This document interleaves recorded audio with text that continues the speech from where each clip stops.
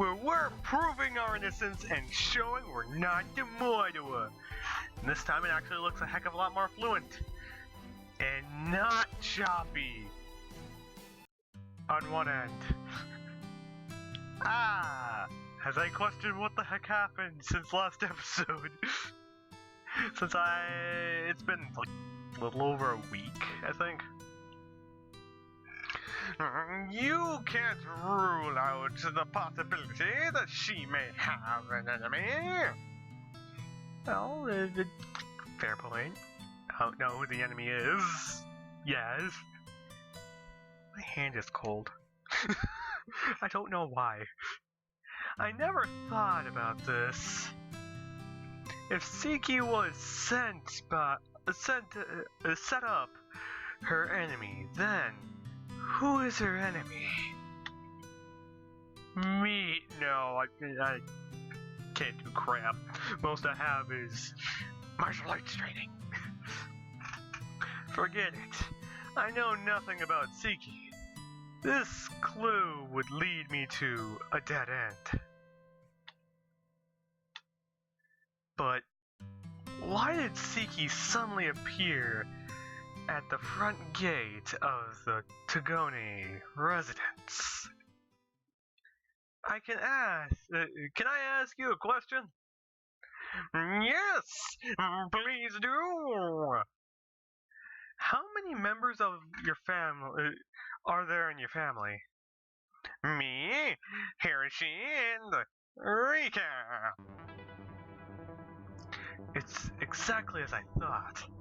I have never seen other people except them in here.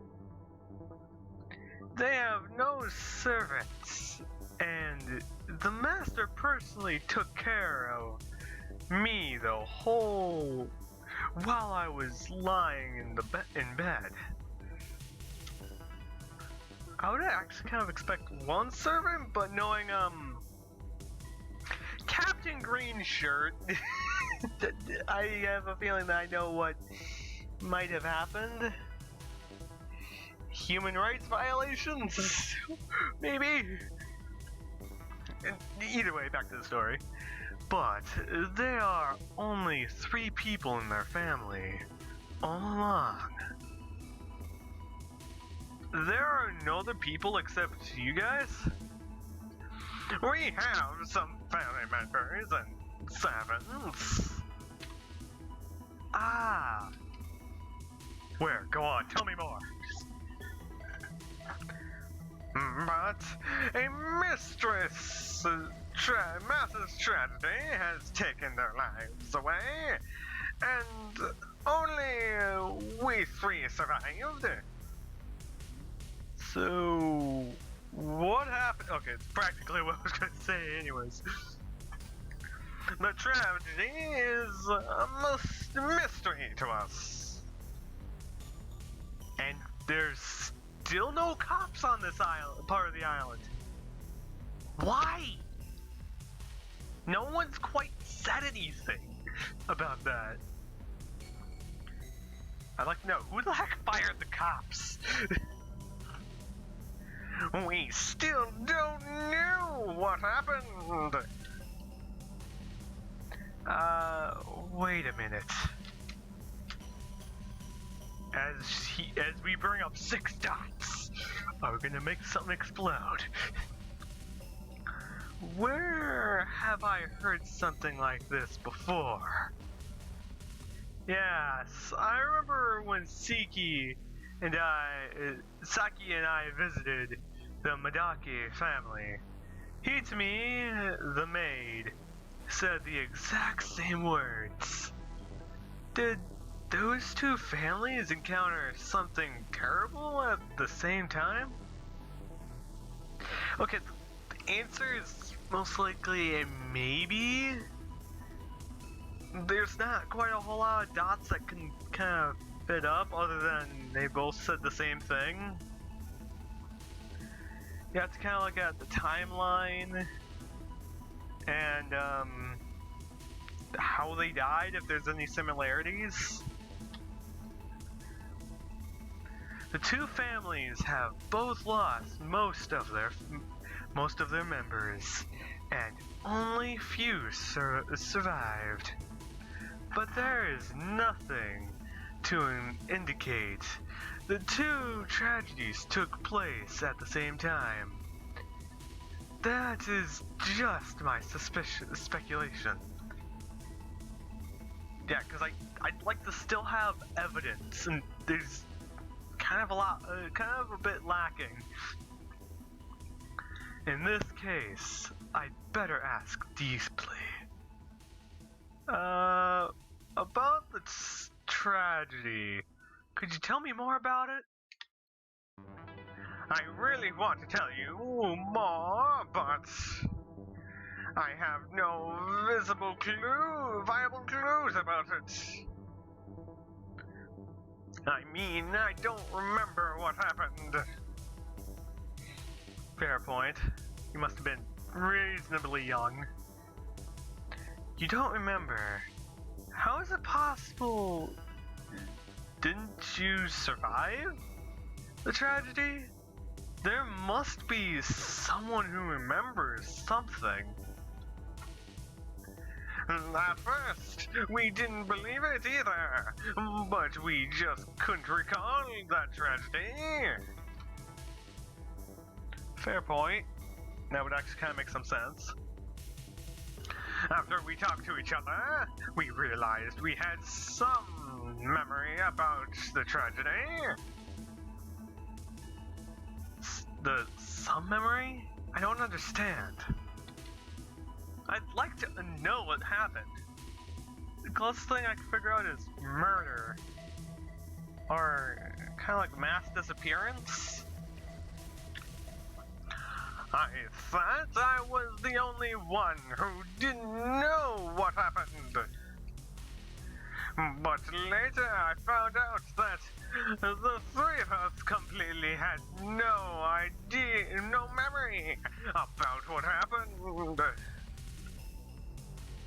Curious and interesting. I asked them to recall it, but I realized the only thing left on us is the pain in our hearts. And one of them does torture, and the other one is kind of a masochist to some extent. This is what I know. This is my only memory about the tragedy. I can't believe it. Oh, I can't believe it. Smokey, do you understand now? Yeah. Something happened and by what I'm guessing, it could be trauma that could kind of be forcing them not to remember.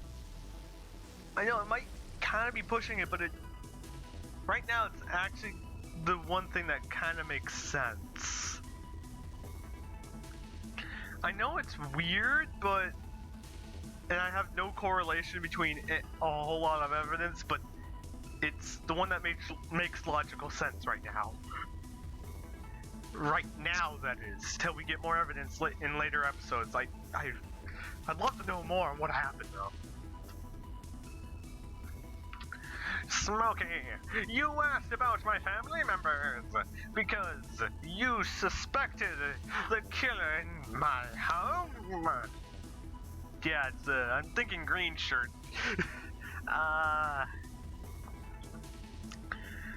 It's understandable. After all, Saki was blindly injured and lay in front of my house. I don't blame you for thinking that way. At least he's reasonable. I like this guy. But Smokey, I hope you can still trust us.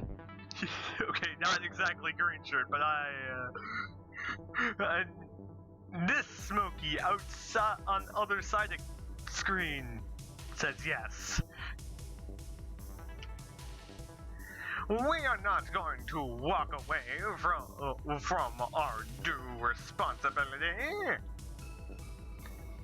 I hope you can give us more time, and I'll prove to you we are innocent. Okay. Well, he's the old main character, is easy to please. Now I'm questioning why the heck I went with Smokey Nub. I could have went with Smokey Number One. No, I would have just went with Number One. Ah, who cares? So thank you, Smokey. You are welcome. The utmost welcome. We are decent people, Smokey. You will know.